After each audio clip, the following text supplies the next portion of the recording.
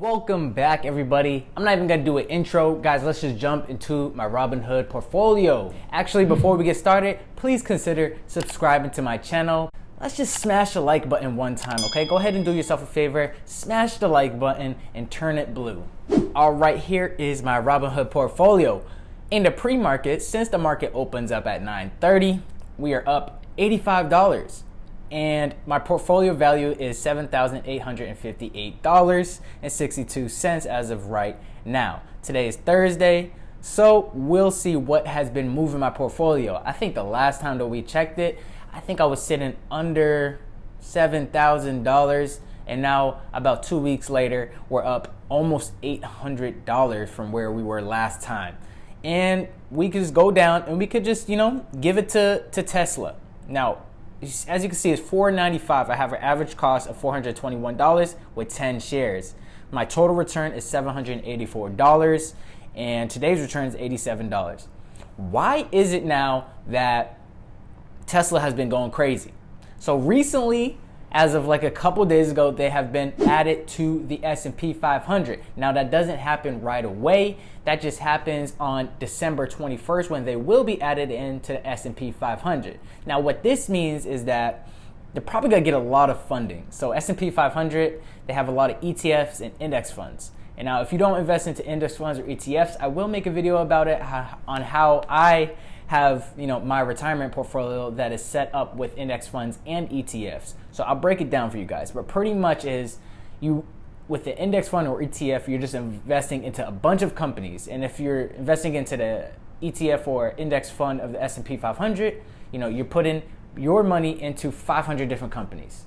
So that's exactly why, all those companies in that 500 get funding from investors like me, like the retail investors like you. So all that money that we put into these ETFs and index funds will go to those companies to fund them, which means that the stock price will go up. And that's exactly what happened to Tesla when they have made the announcement that the S&P 500 is going to take them on board and put them on the top largest 500 companies in the United States. So this is awesome news, guys. And remember, right before Christmas time, they're going to give us a little gift, and they're going to actually put it in the S&P 500 December 21st. So definitely look out for that date. But in the meantime, I told you guys that Tesla will be up, past $500 in the next couple months. That was just a given. Like, I didn't know anything about them being added to the S&P 500. The first time was like a couple months ago, and they failed to join the S&P 500.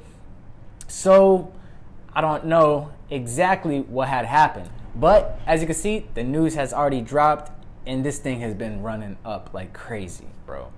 Tesla, my Esla, has been going dumb. Like, it's just dumb. That's all I can really say. Now we got store capital. I've built up a position of 42 shares. I would like to get to 50 shares by the end of the month. But I have a market value of $1,337, where the average cost is $28.20. Now, store capital, I always talk about this real estate REIT. I love the business model. The business model is nothing other like any other real estate REIT that I've seen, and it's a very good business model for the longevity of the company. So I was buying in at $28.20. I got 42 shares now, and if you do the math, 1,300 times 4.37 for the dividend yield, I'm making about $60-$70 a year off of this. So about $15-$16 every 3 months, which is a good investment if you ask me. And I get the appreciation. As you can see, my total return is $137.34. So the reason why this has probably been doing good as well is because of the vaccine news. So there has been Pfizer, Moderna, and Russia all talking about how their vaccines are becoming 90% plus more effective each and every day that the trial is ending. So I think it was Pfizer that first came out and said that it was over 90% effective with its vaccines. And then Moderna said, you know what, they're 90% effective, we're 94% effective. And then Pfizer comes back and says, we're 94.5% effective. And then Russia, I'm pretty sure they said that they have a vaccine that's 95% effective. So hopefully in the near future, businesses like real estate that would be affected by the coronavirus, like the mall REITs, like Simon Properties, have been getting crushed because they understand that the coronavirus is keeping people in homes and allowing them to shop online. That's why Amazon has been going crazy over these last couple of months, because everybody's been doing their online shopping and not a lot of people are going to the malls. So that's just a big red flag. So as long as, you know, there's a vaccine and there's news that the coronavirus will end, then these companies start to come back, and all the recovery stocks start to shoot up when they hear news about, you know, coronavirus being wiped off the earth. Apple, I'm still down on this position by a total return of negative $77, and I think I'm gonna buy some more next week, just $200 worth, so that will bring my average cost of $126 down, so that, you know, we could get to the money even faster. And actually, I just got paid a dividend about a week ago from Apple. As you can see, November 13th, I was paid 20 cents per share for $1.78, which is nice, you know, and some passive income for you. Then I started now building up my position into CVS. Now they have been dropping because of the news of Amazon launching their own pharmacy, which is ridiculous. And the company that they're using is PhilPack. And I remember them acquiring it back in 2018, but I didn't know exactly how effective it would be, since, you know, CVS, Walgreens, and all these different companies that have a lot of stores worldwide and nationwide that have distribution centers for, you know, medical prescriptions and stuff such like that. But now you put Amazon in with, you know, delivering pills at a lower cost, it's game over.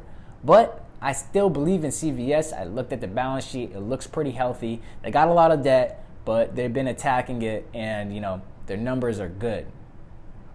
But they have a crazy, crazy range of retail stores and pharmacies. Like, I know, just thinking about everybody that I know who gets prescriptions, they either go to Walgreens or they either go to CVS. That's like all I know. And even me, like, I go to CVS to get my prescription. And, you know, $66, this is easily a $90 stock. As you can see, before it was just going up. Let's just see, on the 3-year, and it hit as low as $56 in October, and I wish I had seen it, because I would have rode the gains all the way up. And they pay a nice dividend of 2.98, so that's more cash flow to the boy. But yeah, that's just my portfolio. Like I said, Tesla been killing it. And so that, guys, definitely keep on looking out for Tesla. If you're gonna buy position, either wait till it pulls back, it's gonna pull back, or buy your position now. Like I said, if it goes under $420, I'm gonna throw in another couple thousand, most likely, to bring my average cost down, because I know this thing is just gonna go like this. It's just gonna go like this, just like a rocket man. But yeah, that's all for today. Thank you guys for tuning in. Like I said in the beginning, subscribe to the channel. Comment down below if you guys have any of the stocks that I have, and comment down below if you have any dividend stocks that you like, and, you know, just some companies that you're interested in seeing future growth and stuff like that. So definitely smash the like button for me 1 time. Actually, smash the like button for me 2 times if you really, really love me. And do yourself a favor and subscribe. Thank you guys for watching. I'll see you guys in a couple weeks for another Robinhood video about updating my portfolio. But as of now, I'll see you next week.